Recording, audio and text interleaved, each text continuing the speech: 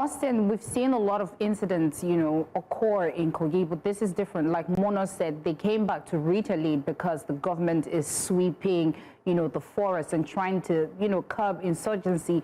From your perspective, what do you think are the security gaps that would give these bandits the morale to come out to attack because they're sweeping the forest? Austin.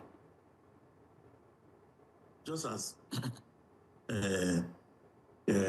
we all know, the effects of it all is negligent. They have long established their base in that environment. I remember for almost a year now, attacking on police, we think that as is, and cut away their equipments, especially AK-47, has been common. And the worst of it all, the voices of the people were not being amplified, especially the media. They are now coming out now because everybody's been affected. If you go down deep, you will notice that this is not new. They are holding so many communities there. And you can see the location of Obajana. It's a town that you can't question who comes in or who goes out because it's a business-based community. Dangote cement is there. And when you go down there, other round, you will see the other guy, Zuma, is now having a cement company there. And I can tell you authoritatively, there is so many illegal gold mining there. So they are armed. The bandits are armed. They are equipped. They are so powerful. Do you understand that there's nothing anybody, and it's a cartel they are running. They protect brotherhood. What is, if you are holding one of them, the possibilities of going other people more go and arm themselves, more reinforced, and come back to relaunch is high because they operate like a cult group. So these are the reality. So you don't think you can hold one of them and they will go to sleep. And just as I said, equipping Nigeria's police or buying them sophisticated army cannot solve equipment cannot solve the solution. The solution is credible, intelligent gathering. And I must commend the TSS. And if you see the sources the police or the army are recording there, you will trace it down that a credible intelligence report or gathering from DSS is one of the reasons why they are achieving some of this. So the reality is that the communities must be ready to see that they can cooperate. You look at the guy that was arrested last week by army, who was supplying the bandit drinks. He was caught with 5 Alive, Coca-Cola, Ferus, all manner of energy drinks. He's not a Fulani man. So before this, he's not a Hausa man or a Kanuri man. He speaks their local dialect. And you can see that the Kogi State is seriously in trouble, and if not because of the latest effort of the state government or the federal government. And I must commend them for that. So all hands must be on deck. And I've heard their senator raising these issues on several occasions in the National Assembly. I don't know you get it now, over this incident and reoccurrence. This is not time for anybody to play politics. This is not time for anybody to speak along the party line. It is time for us to come together, collaborating with security operation, the government in power, and ensure that we rescue our hero. Just as one of the reporters said, that this is where he fly. This is where he fly with. Now you cannot buy ticket and you cannot move on the road. It's becoming a serious problem that all of us must wake up to it. Thank you.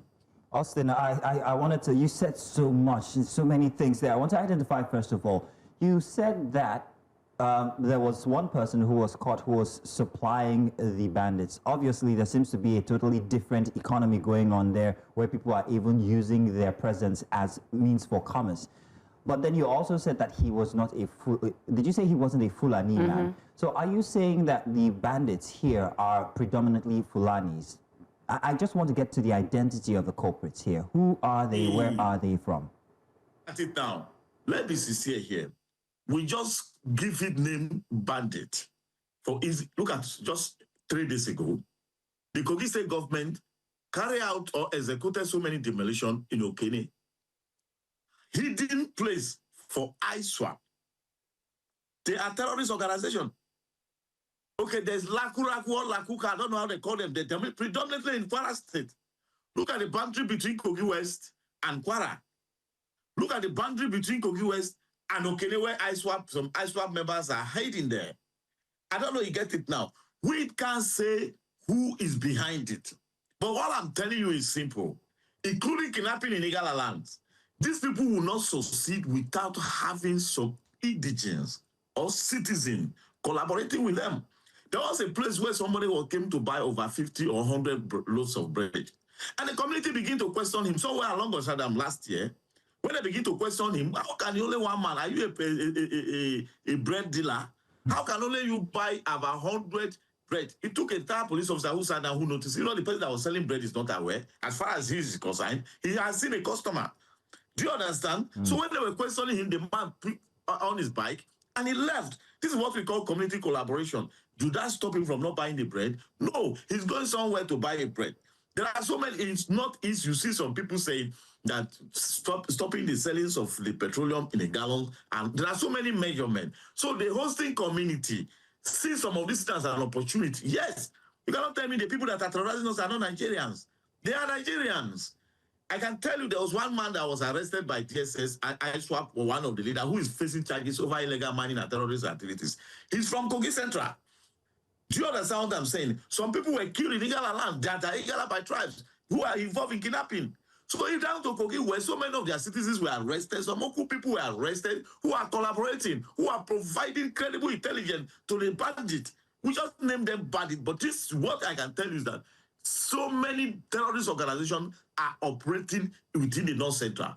And this thing is predominantly common where you see this illegal mining activity. And that is why when I make an appeal to the government the other day, why are they finding it difficult to suspend the mining activities in Kogi West? If that can be the problem. Because when the hosting community are being chased away, the bandits, the kidnappers, the attackers are armed with the foreign-made guns, which some of them are not even Nigerian, which some of them the militaries do not even have. So, and they chase away people, and only God know what they do away or what they carry from their communities. There are series of gold mining activities going on in Kogi West. I don't know if you get what I'm saying. This is not the first time that this is happening in Obajana. This is not the first time Obajana cement company started operation. But they let the biggest of it all we're having in Kogi West when the gold were discovered. And since the discovery of the gold in Kogi West, since the discovery of the gold in Kogi West, the insecurity has become a serious issue there. Tell me what, Austin. Austin, let's take a break. When we come back, we're going to dive into these matters of illegal mining and, of course, how strategic these bandits were in attacking the police stations in Obajana. But let's go on a quick break. And, gentlemen, we'll be back. Do stay with us.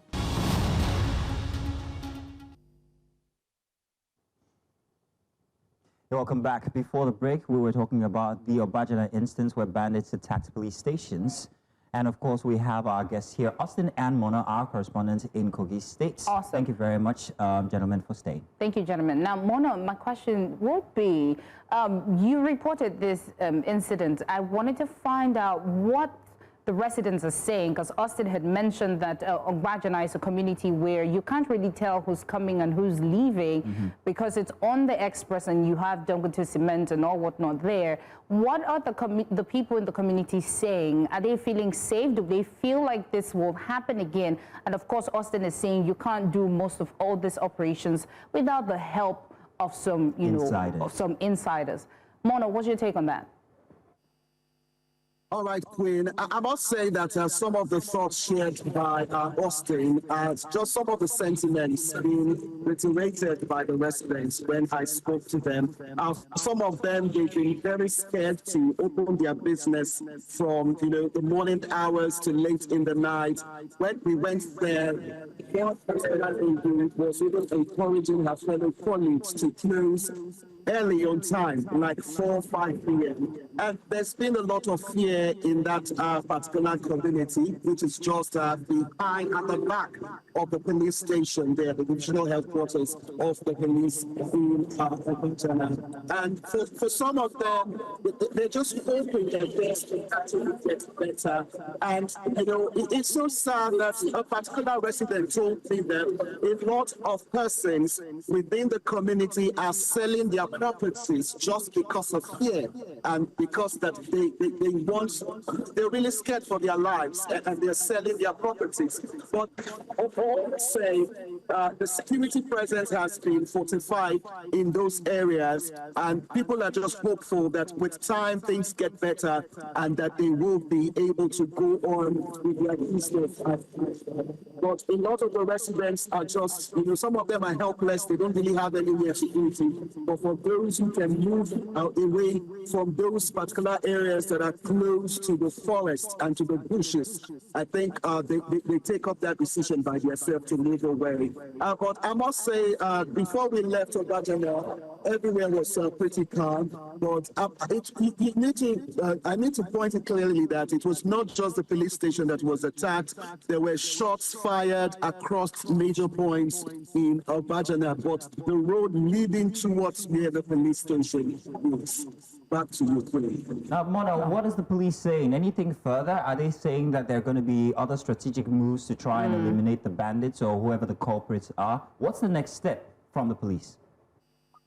Well, the next step is that they've been calling on residents to cooperate and share intelligence with the security operatives, because that seems to be something that is a major concern. Just like Austin pointed out, you can't have this kind of attacks without consistent cooperation with the residents of the community, which is something that one of the residents who we spoke with attested to, that how do you go about all of these operations without an insider in the community? So on the part of government, that is the challenge that they continue to face. And they are calling on the communities to share intelligence information with them.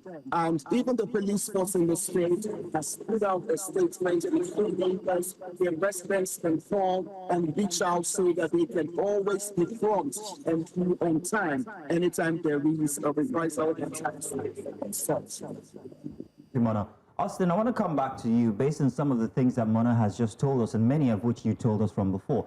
Now, from what it appears to be, it seems like these are recurrent things. It seems like there is awareness that these bandits are in the area since gold was discovered and the mining has been happening. I'm wondering whether this mining is regulated. That's on one side. Then, regarding intelligence, it points to the fact that the intelligence apparatus there seems to be non-existent, even if the police are there. Because now calling for intelligence gathering using stakeholders, I mean residents, I'm wondering how long they have known about this and how ready they should have been for such a thing, or how recurrent their operations should have been in trying to eliminate the bandits. But first off, is this gold mining regulated? And then we can attend to intelligence after. Austin. The poor people do not mine gold. It is a cartel from Zamfara. You go to Californiums and lithium in Bruno. It is a cartel across the Federation. Anywhere gold is discovered today, I bet you in the next 1 month there will be bandit operation. The hosting community will be chased away. So it is left for the government to summon a political will and go after the real culprit, which are big men in the society. That is the all these boys you are seeing carrying gun. They are easily be recruited. There is so much unemployment, so many almajiris on the street. You go everywhere. You can recruit even 100 to, you can recruit 1 million terrorists today. Most of them they don't even know what they are doing. So Austin, this mining is not regulated. That's what you're saying. It's all black market mining. You had the minister of mining raise the alarm last year that his life is under threat by the activities of illegal miners. If the minister who supervises the activities of mining activities can raise the alarm, which law is regulating this? The makers are the one breaking it. Those who are supposed to protect us are the one exposing us. And when you go back to the issue of security community collaboration, how protective is a security operative to protect he or she who volunteer intelligent or guarding or to give them information? Not that I'll give information today that Ibrahim is a terrorist. You arrest Ibrahim. Next week, Ibrahim is back as my neighbor. And he knows that I used to relate with you as a police officer. And you release Ibrahim because you have collected money from somewhere. Or you say lack of evidence to prosecute him. I don't know you get it now. Some of these people will be arrested and be released. So it's also discouraging, asking the community to collapse. So now, that way, either you are called the security community to the citizens to collaborate with the bandits or to collaborate with the government. They are now between the devil and the deep blue sea. And for them to cooperate with the government, they should ensure that intelligence reports provided to the government are used to the fullest. Not that you arrest somebody, you compromise, the person is back to the community, you will not be safe. So that is just the reality. How serious is a security operative in protecting what we call witness protection to those who are willing or volunteer to provide security for them? These are some, intelligence for them. These are some things we should know. And the police say that they're currently attacking on there. Why would they not come? I'm sure those that were arrested in the last operation are still being kept in that police there. They are still being kept in that station. Right. So they may try to come back to carry them from there. So Austin, are you saying that what is happening right now in terms of, the bandits having the morale to come out to attack, and then the police saying, this operation was intelligence driven, are you saying we're going in a merry-go-round because the actual problem is not being solved? Because if they want the community people to come and speak out, and then they do speak out, and then the same people are being released back into that community. So are you saying they're not really doing anything, and this is just a movie? Why will you, what justice will a man with AK-47 going to face? That you are with AK-47, you're already being condemned to death. So the judiciary is also not helping matters in this matter. Because they'll be asking for diligent prosecution, evidences. Why do police even keep those people they arrested in their station to confess what? You think they'll give you reliable information? They'll lie to you so that they can release you can release them. Are we making progress in this war? No, because we keep doing the same thing and we are not changing the tactic and strategy. You arrested the most wanted criminal who has killed thousands of people. You are going to charge him to court to do what? At the end, the court will give him 20 years in prison, which will be 10 years. Who goes to... I don't know if you get what I'm saying. This is an overall systematic error that we must, from the government to the citizens to the media, we must be bold enough. I don't know you get it now. You'll be looking for evidences you will not see.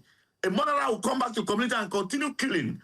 You'll be talking of prosecution and this and this. This is just as I told you, the big men are behind the security. Poor men are only being used. Poor men do not have what it takes to engage in illegal gold mining. You know it. Some of these have the backings of the foreigners. I don't know, if you go to all these forests you have seen criminals, bandits, you see some Chinese there. I don't know you get what I'm saying. And that is just the reality. At my level, I don't think I should be scared of anybody. So the reality is that the government must summon courage. Just as I advised the governor the other day, I must commend him. In fairness to the government of Kogi State and Governor Usman Ododo, he's not my party member. I don't want him to win the election, come the election, because this is going to overtake the state. But so far, he is on his toe and is crying out. We asked him to seek for air support, which he did. You can see police chopper flying around, what is the name? Bombing some area. Though some citizens claim they don't know where it happened, yes, for security reasons, they may not release it. So the security too are also, if you know before now, we are under police. We are under, the number of the police is lesser. The number of the DSS we have is now, thank God for the current DG, that is carrying out a massive employment and changes and no ramification. The military is also carrying out recruitment and co. So these are the reality. Either we want the country to survive or not. That is the question the citizens should ask ourselves. If we want the country to survive, then we must speak out. Austin, we feel your passion. We hear it come through. Thank you very much for joining us here and speaking about this instance here in Obajana. Thank you also, Mona, for bringing us that stellar report there. It's such a shame. Only just a couple of weeks ago, the Minister for Minerals and Solid Resources actually said something about gold mining or gold refining in Lagos. My wonder was, where exactly is the gold coming from?